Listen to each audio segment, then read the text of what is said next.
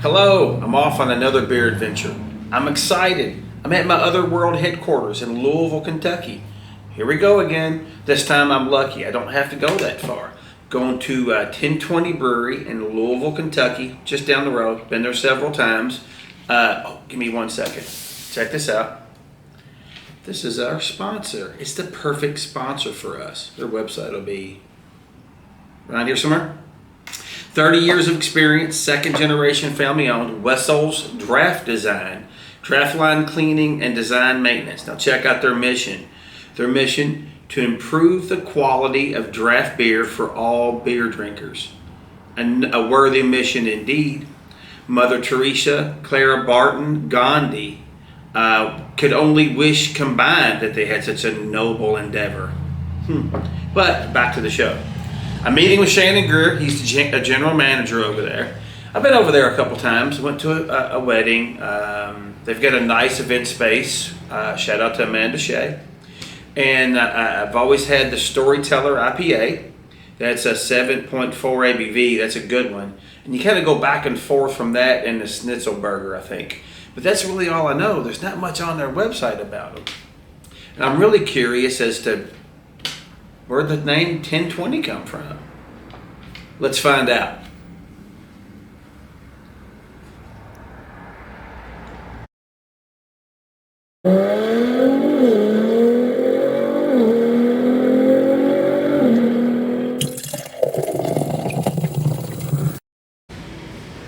I've got great news, folks.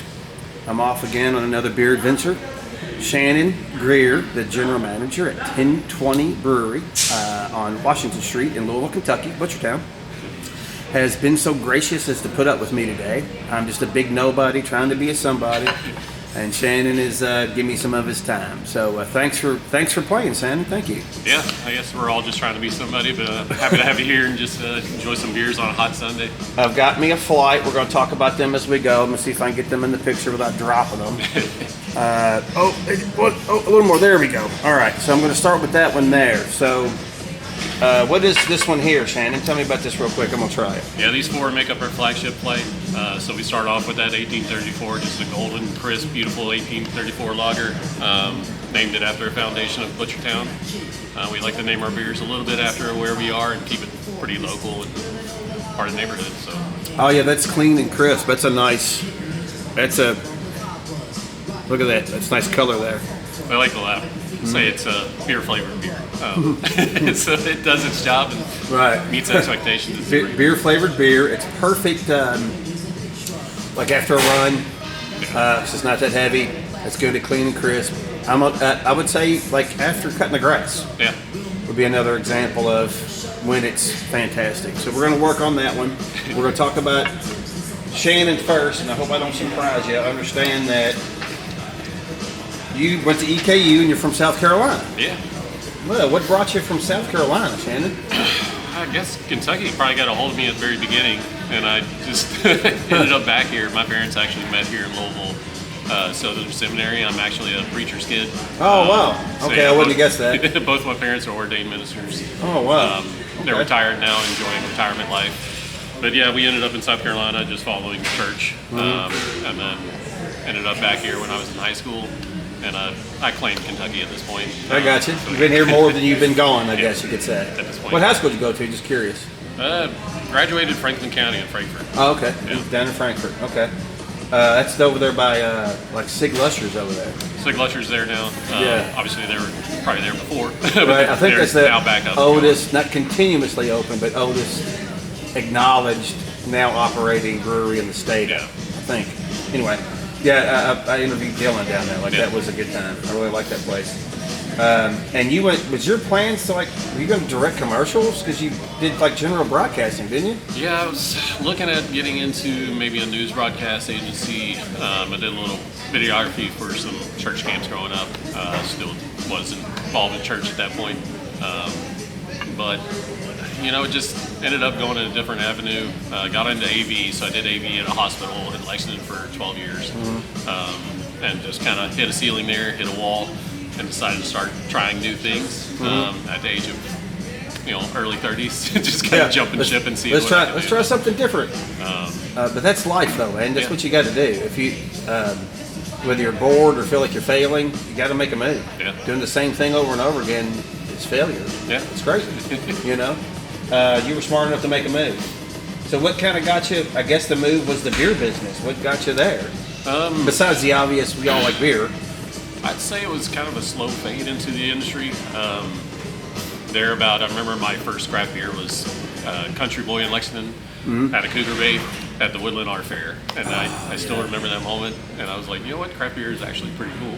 Yeah. So, ended up, and then West Six is there, so everybody I think has probably heard of West Six in the region at least, and I think they're doing a fantastic job with their brand and their beer. So I ended up kind of seeing through West Six, seeing the industry, seeing the culture, very focused on people.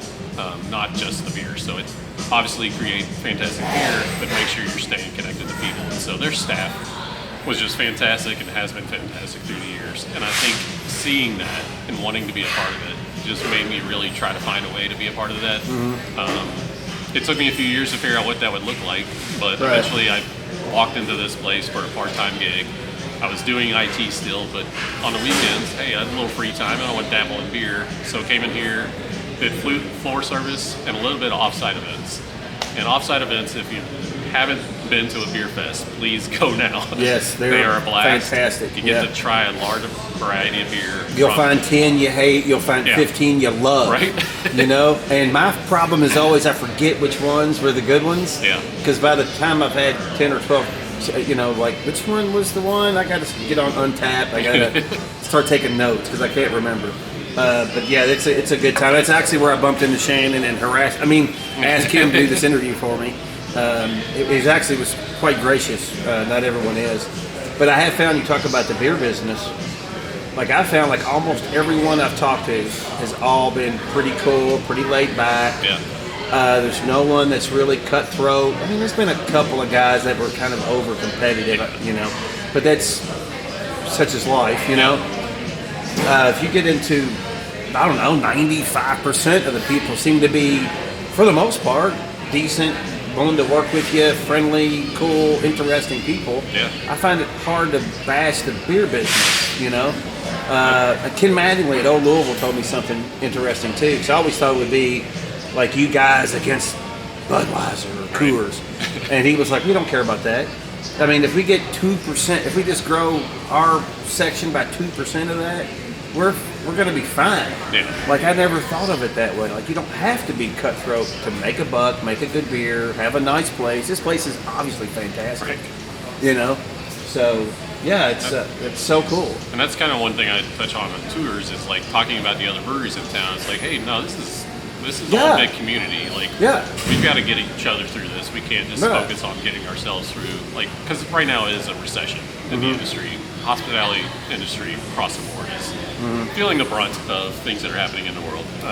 And so we try to just make it ourselves. We're not going to make it. So it's... Well, that's going around. I've interviewed some guys in San Antonio, like Long Tab. It's a veteran-owned there. And they had to cut back on like their distribution, and they were the same though. Like he didn't say anything bad about anybody else. He didn't say we're cut everybody's throat. Well, we're going to be the last one standing. It wasn't like the Carnegies or U.S. Steel. We're going to lower our prices and put everybody else out of business. But it's none of that. If there's enough room for everybody, be nice, make a buck, make a good beer. It'll be fine. And you see it across the board. So from back of house to front of house. Back of house, you'll see, there's collaborations. So you'll see that on menus. So collaborations are happening. But there's also grain being shared or malt. So if a brewery in town's like, I am all out of cocoa. Is there anybody that's got any? So you see that in the back of the house happening. But also front of house, I teach my servers to like talk about a brewery down the street that they can go to when they leave here. Like you don't want to pretend to be some big, like you said, cutthroat. It's all and it's kind of refreshing to see that kind of collaboration or at least a kind of working friendship. Yeah. We don't necessarily have to make your payments for you, but we don't have to not try to knock you out of the business or buy your parking lot and say you can't park cars there, or Right. some cutthroat crazy thing. But let's try the next one. What is this one here? Yeah, next one is our storyteller. So that one This is my personal favorite. day in, day out, fan favorite. Nice, hazy, juicy, big and bold. It gets double hop during during the kettle process, and then again during fermentation. So good. Yeah. Here's the thing about the storyteller, I think. First, it's 7.4% ABV. Yeah. If you're not careful, you drink 3 or 4 of them, you get up, you use the bathroom, the room will spin a touch. I think the genius move is you have a storyteller and then the Schnitzelberg. Yeah. And they kind of go back and forth, I think. Now, I enjoy the storyteller a little more because it's got so much complexity and so much flavor. But, I mean, you can't roll out of here after 5 of these. No. I mean, you're calling an Uber. Yeah. I mean, you can't, no, unless you got a designated driver. But, yeah, I think that's the move. Storyteller, then the Schnitzelberg. I think that's the move. You guys tell me, all right? Let me know. All right, so that's what got you here. Something I noticed also, I checked out your website, I looked you guys up. There's not like an about us or anything on 1020. Yeah. I would like to hear a little more about 1020. At first, what's the name mean? Where's that come from? So the 1020, some people try to ask, are we owned by cops or something like that? Because it sounds like radio speak, but it really is super simple and just comes down to our street address. Is it really that simple? It really is. So I'm looking at the address written right there, and I never realized that's... There were 4 houses on this property originally, so 1016 to 1020, 22 maybe, were the addresses for this building. There is a little bit of a funny story. We don't talk about it too often. We had a name originally that was very different, and we still joke about it internally, and I'm not ashamed to say it. But we were originally called Do Live Love. So Do Live Love Brewery showed up on Google Maps back about 5 years ago. Immediately did not seem to be the name that people wanted to say when they were talking about breweries to go to. So we quickly... Do Live Love? Yeah, Do Live Love. Okay, right. Yeah. It doesn't have any alliteration. It doesn't have any rhythm. The Laugh, Live, Love movement was kind of at the tail end by that time. So we hid that away pretty quickly and just went with the address. Nice and simple, straightforward. I'm a little embarrassed that I didn't realize that 1020, like I've got the address written on my piece of paper here. Like how can I not see that? I got 1020 and then the address right there. I didn't even look at that. I didn't even put it together. I'm not sure. You're not the only one. It's okay. It's okay. Well, I don't feel so bad. I mean, I guess I'd be a terrible detective. Yeah. That's fine. I'm not going for that anyway. So, all right. So that's interesting. I had no idea that was the thing. Like that blows my mind a little bit, quite frankly. Like I didn't even understand that. And I see you guys have opened a couple of other locations, and I guess that doesn't translate. Did you have to go out and look for 1020 addresses and just buy up the building? That would have been meta if we had actually done that. They have that kind of power and influence, and well, I guess that'd be about money more than anything else. Yeah. So yeah, we didn't worry about that with the other locations. Really just for the main hub, which is kind of our business model, hub and spoke. Mm-hmm. So we build a main location to be the support place where all the beer is made, and then goes out to our tap rooms. And so we like to have a big main one and then little ones where we feel like it makes sense, where it might fill gaps. So the one in Anchorage does fantastic.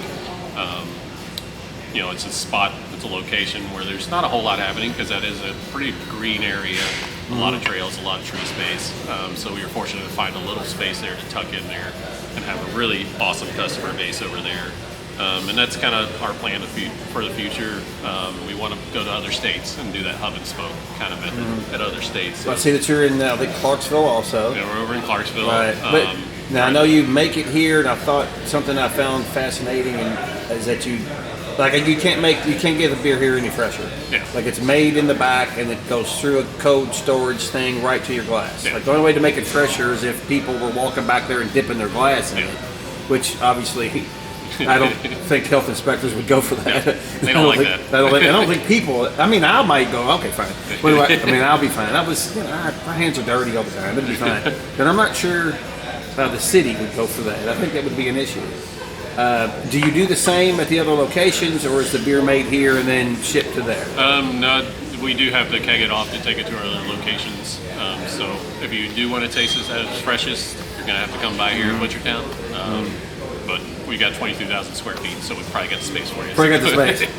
Real quick, I want to talk about this one real quick. So this is the what? That's going to be our Flying Pig. Flying with, Pig. Belgian wheat. I'm not afraid to say what it's like. It is like a Blue Moon. We do get a lot of clientele that aren't accustomed to craft beer, and they want to know what it's like. So I am totally okay with saying what it's like. It's got some Blue Moon like.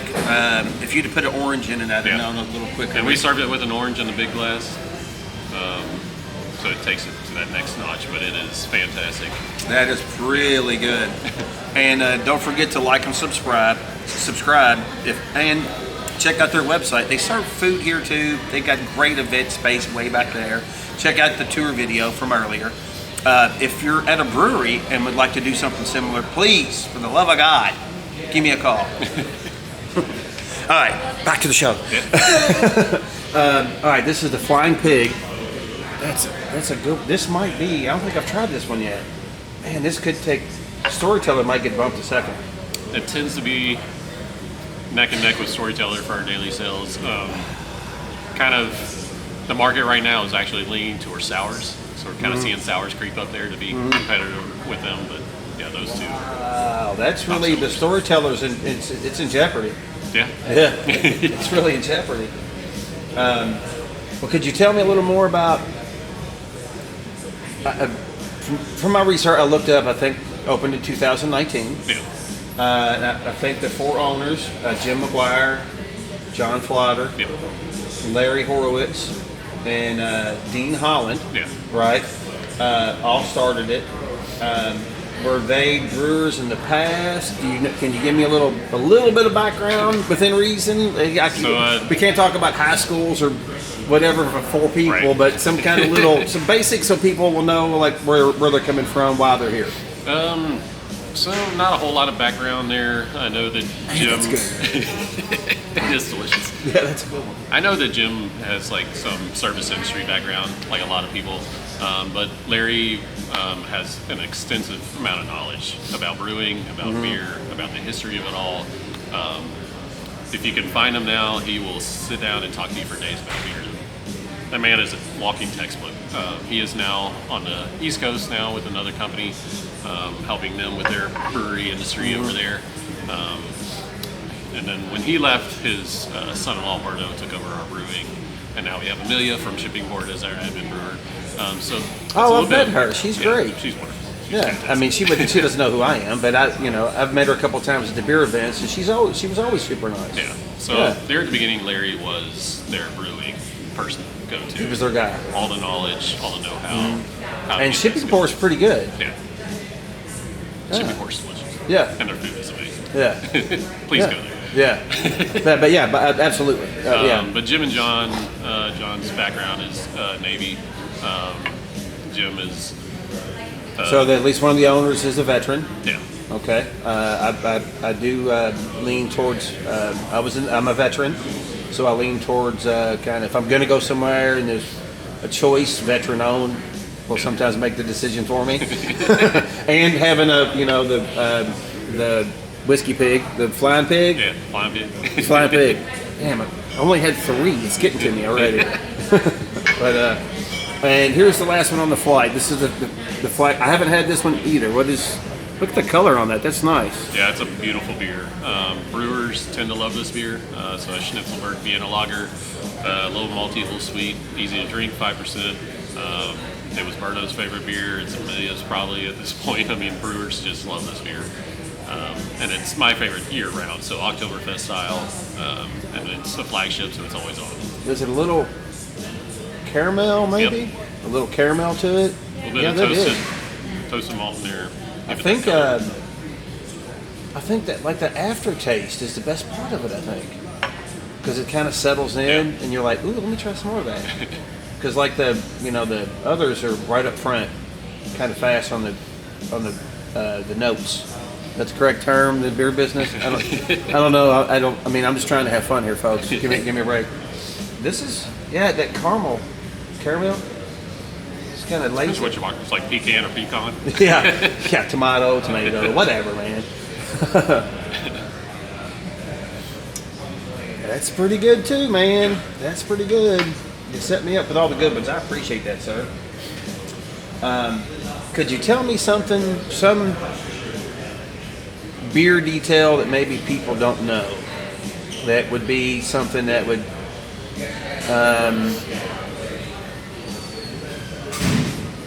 what's some ingredient that's used, or what's important about the water, or temperature control?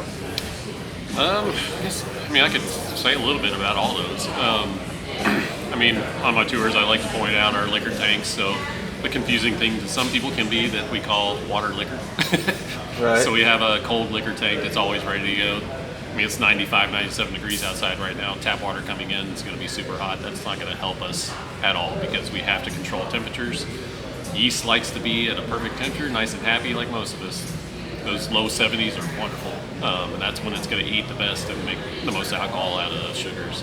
Okay, so you have to cool the water, like on a day like today, I think it's 93 or 95 out. Yeah. So when the tap water comes in, you have to cool it first. Yeah, we're going to keep it nice and cold in a cold tank, ready to go just in case. I didn't know that. Interesting. Now, we are using food-grade glycol as our main chiller, but you always want to keep that water as a backup. So no matter what, when that water comes in, no matter what the weather is outside, you have to check the temperatures comes in and then make it consistent every time. Yeah. That's fascinating. Consistency is a big deal, especially if you have flagships like this that are going to be on tap day in and day out. You want to be consistent across the board and always have backup plans. Wow, okay. So there's part of that is the water temperature control. Obviously, Kentucky, we like to brag about our water quality is top notch. Right. There's other countries that will try to say it too in other states, but we always try to default to having the best water around here. The big thing I'd like to bring up is hops. I think hop knowledge is not enough. I think people need to learn more about hops. Obviously, it's a rabbit hole, but there's 150 different varieties of hops out there, and I have customers that come up to the bar and it's like, I love beer, but I don't like hops. And I have to break it to them. You do like hops. Actually, you like them. You just don't know it. But that's the variety. So it's like smelling a rose and saying you don't like flowers. Actually, you might just like carnations. And hops are the same way. So if you say you don't like hops, you probably just don't like something like a Simcoe or a Mosaic or a Galaxy. Something big and bold. So some big hoppy kind of. Yeah. Those are going to hit you in the face. Going to be that pininess. Some of those West Sixes, citrusy, some of those are kind of heavy hoppy. But you almost got to creep up. I really like speaking of other, is Noble Funk has a really good IPA. I call it, I don't know if they like it or not, but I call it like a good starter IPA. Yeah. Because it's kind of subtle. Yeah. It's IPA-ish, right? And if you're going to have an IPA, that's a good place to start. It's not overwhelming. Yeah. So if you've never had an IPA, go try one at Noble Funk. Then come here and try the Storyteller, and then tell me how you don't like IPAs. I think it's important to have something like that right now because just with what I'm seeing, this is not me reading this from a textbook or knowing anything for anything. Just what I see doing offsite events. I'm seeing kind of a newness to craft beer happening again where we're getting a demographic trying craft beer for the first time. So it feels like 15 years ago. Nice. And so an IPA like that would be a starter IPA, like you would say, is really important. Because that's forgive me, Noble Funk. I love you guys. Thank you. But anyway, yes, go ahead. So I think it's important, like if beers that are making people not afraid to try craft beer, because that's what we are seeing is a new drinking demographic that isn't used to craft beer, that just needs like that gateway. Excited about some kind of way to kind of step off into it and try something without being overwhelmed with it. It almost, the mistake would be if you walked into a place and you go to try booze for the first time and somebody gave you a shot of bad tequila. Yeah. You may never drink again. You might not. That could do it for you. And there's a place in, speaking of places, there's Ranger Creek in San Antonio. Yeah. And that's maybe one of the first, or at least the first in Texas. It's a brew distillery. So they make their own whiskey and their own beer. right? They're good at both, which is rare enough. And they kind of said the same thing, like because if they just only had the bourbon, getting new people to come in and try bourbon is really kind of hard to do. Yeah. But you can get someone to come in and try a nice, Schnitzelberg or a Vienna lager, maybe, right? And then ease them up to here, try this bourbon, So that's a thing. I guess that's an industry thing. I guess everybody kind of, like, you just can't be all artsy, and I'm only gonna do what I like. Yeah. You gotta. There is a moment. And there's nothing wrong with that. I mean, have at least one that this is the beer guy's beer or whatever. Yeah. Like a filmmaker. Yeah. Like, he's got to make the Die Hard, make a few bucks before he can make the artsy fartsy. I think that makes sense. Yeah. Right. All right. Do you guys have any big events coming, or any big changes? Any new brews happening?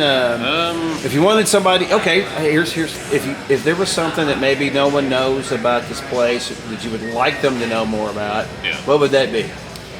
Well, I think the biggest thing is our second floor. So anybody that's known us over the past 5 years, any of us OG people that have been working here for a long time, we've always just been haunted by this second floor that is just an amazing space that is unlike anything around us. For this past 5 years, it's just been full of construction items, leftovers, storage. But we are finally at the tail end of making the second floor available to the public. Oh, nice. So I know I'm pretty excited about it. We're going to have a gaming area up there with billiard tables. We're going to have darts. We're going to have this new thing that's kind of going around, which is Belgium feather bowling. Over in Belgium. What did you say? Belgium feather bowling. Belgium? Okay, So we got to talk about that. It started with farmers board, putting a feather in the field and rolling cheese and seeing who could get the closest to it. So there's a company, I believe they're out of Cincinnati, that's super excited to get in here and build it for us. It's 30 feet long, curved on itself, and you just roll. We're not going to have cheese up there. You're not be rolling cheese, but Belgian feather bowling. Yep. Okay, everybody go out there and Google Belgian feather bowling. That's the second floor. We will focus on that a little bit. Second floor is almost finished. Yeah. Do you have an open date, a tour date, or a you know grand how that opening? works. You give a date and it gets pushed. Yeah, It's construction. yeah. We're going to get the construction guys in here pretty soon. We've had an individual doing a lot of painting up there, and it's starting to look really cool up there. Please let me know. I'll show up, drink as many beers as I can handle, and Uber home, and then talk bad shit about it. All right. Please do. Right now our goal is about the tail end of July, probably. Okay. And we'll see what we can do to make that happen. I mean, I personally would love to have an industry night up there where it's closed off and available for industry people to come in and get away from it all and get up there and see the beautiful skyline. Oh man, And that's play gonna some be... pool and just enjoy a few beers. Well, that'll make you even a little more unique. Besides your name is the address, Yeah. and no one knows. Man, that still bugs me. How can I not figure that out? I thought I was smart. All right, that's going to be exciting. All right, I'm excited about that myself. Belgian feather bowling. You're going to have a couple pool tables. Yep. And obviously serving beers. Do you? And I guess I should. I mean, do you guys serve food here? We do. So we have a taqueria just opened up recently. Got tacos, nachos. Fantastic. Okay. So that's our in-house one right now. Currently, we do have matzo pie in-house. And a little insider information that is transitioning over to 1020 pizza. So that'll nice. be the new thing as well. I don't even know if I should be saying that right now. It's already it's out there, man. Now it's too late, right? I mean, we're live. But that's part of. Yeah. That's just a sign of the times right now. Breweries are bringing everything in house to kind of get through. Like I said, we are in a recession for service industry, and that's kind of one thing that breweries are doing is making sure everything's in house. Well, I think people have kind of. It seems a little volatile right now. Like we don't know what's going to happen. I try to be optimistic. I think we're going to be okay. But we will. I mean, there is that moment of, I sure would like a new watch, but I think maybe maybe I'll wait. Yeah. I mean, that's the kind of I don't know if that's a good or bad example. I think it's a good example. I'm not going out tonight. Yeah. I'm just going to sit home and make a sandwich and, watch a YouTube video. Hopefully it's my YouTube video. Anyway. All right. I mean, you've been awesome. You've been very patient. Appreciate you. Is there anything else we want to add? Like, is there some story that you want to add? Something unique about the place? Is there a ghost that creeps around here on the occasion? There's definitely a ghost. Right. Is he drunk? No. I mean, this place was a meat facility for a long time. And like I said, there were 4 houses here before. I mean, there are ghost stories that the employees share a lot. Well, this is an old neighborhood. Yeah. I would imagine the houses across the street are 100-something years old. Yeah. I mean, this is the beginning of the city spreading out from the center. Yeah. I don't know. The houses across the street could be 105, 110 years old. And that's always fascinating to me, too. We think it's really old, but I met some guys that were British once.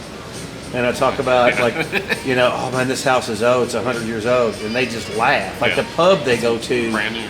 Yeah, it's like, I mean, the pub they go to is 300 years old, It's all about perspective, I guess. Yeah, we do. I mean, so we do have our own ghost stories. Those are fun to share. And being an event space, absolutely reach out to us if you're looking for a big space. Is that why there's like the walls are kind of concrete because it was more of a butcher? Yeah, we did not change a lot, so this was all cold storage. So we have thick walls and original cooler doors. So this was, like I said, all cold storage going all the way back. So if you walk through here, you'll see evidence of it looks like a giant fridge. Oh, see, that's a fascinating detail. Like this was just all one big cold storage. Yeah. This whole building was one big, I don't know, butcher shop or meat storage. Yeah, the Drydens, they started out in the back of their car providing, turkey, ham. So people were around this neighborhood and it did so well from the back of the Rambler that they were able to purchase this property and just have meat hanging in here. Back of the Rambler. Yeah. Ramble on. Sling that meat. They did it from 68 up until 2019 when we bought it. Really? Yeah. Oh, well, they were much more successful than... I thought maybe that was something that was happening in the 60s or something. I mean, they were rolling... Like, you guys bought it from them. Yeah. Oh, man. Put that in perspective. They're more successful than you, in a way. I mean, you're still here, of course. More successful than most. Right. They did it right. Right. And they've got some great swag, by the way. I got this for my friend. Shout out to Amanda Shea. Had her wedding here. I got me a cool ball cap. I'll talk about that in the outro. Yeah. So, and on that, reach out to us if you're wanting to have a wedding, reunions, small gatherings. We got the space. So it's great for networking events too. I've come here for a couple of networking events. You can get some people that you kind of want to do business with, get a beer in them, loosen them up a little bit. Talk a little business. You get a better chance than the elevator pitch. Yeah, and hopefully after the summer you can take them upstairs and play a little pool. Belgian and feather bowling. Like I'm looking forward to that. That's going to be fun. Belgian feather bowling is coming to town, people. All right, look, you've been great. I've taken up too much of your time probably already. I think you got a great watch, by the way. Thank you. Yeah, thank you, Shannon. And we're going to call it quits. I'm going to let this guy go do some real business. I'm going to have a beer. Thank you very much, man. Yeah, cheers.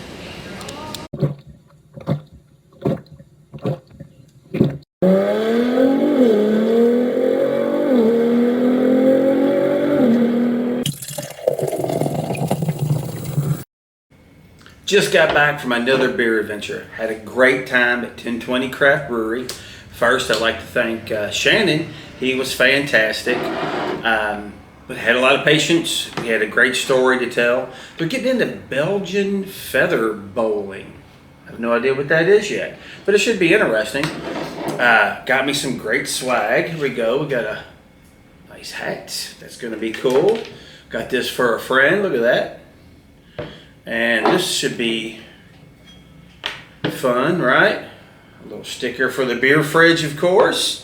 Excellent. I got me a 6-pack. And I'm having a storyteller right now. It's my second favorite beer there now. It was my favorite. I switched to the Schnitzelburger, but this is a fine beer, but it's a 7.4% ABV, so you got to be careful with it. I do like it a lot. But, our sponsor real quick is the Wessel's Draft Design, all right? This guy's been in business for 40 years. He's reliable as he is old, by the way.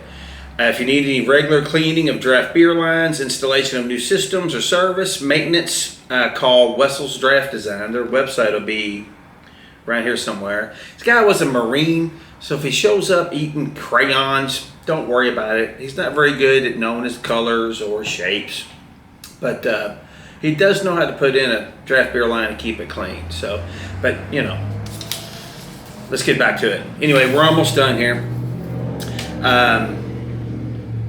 You'll be happy to know where the name comes from now. I learned something there. I can't believe I didn't realize that. Look, it's 1020 is right there. I had it right there. I never did figure that out.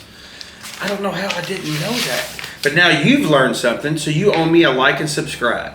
So thanks for playing.